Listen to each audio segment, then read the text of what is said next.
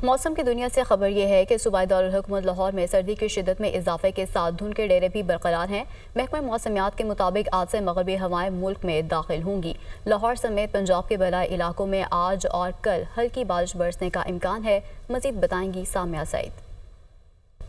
جی بالکل، صوبائی دارالحکومت لاہور میں آج سردی کی شدت میں اضافہ ریکارڈ کیا جا رہا ہے اور دھند کے ڈیرے بھی شہر لاہور میں برقرار ہے۔ فضا میں آج ایک دھندلا پن محسوس کیا جا رہا ہے اور محکمہ موسمیات کی جانب سے یہی بتایا جا رہا ہے کہ آئندہ آنے والے ایام میں دھند کی شدت میں جو ہے وہ مزید اضافے کا امکان ہے۔ تاہم شہری جو ہیں وہ احتیاطی تدابیر پر عمل کریں اور فوگ لائٹس کا جو استعمال ہے وہ لازمی کریں۔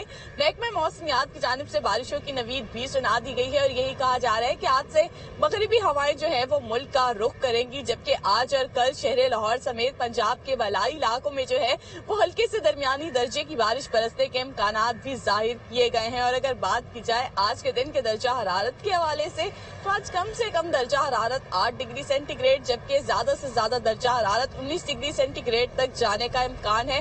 ہلکی رفتار سے باہر ہوائیں بھی محسوس کی جا رہی ہیں اور محکمہ موسمیات کے اعداد و شمار کے مطابق آج ہوا کی رفتار 2 کلومیٹر فی گھنٹہ کے حساب سے ریکارڈ کی جا رہی ہے۔ جی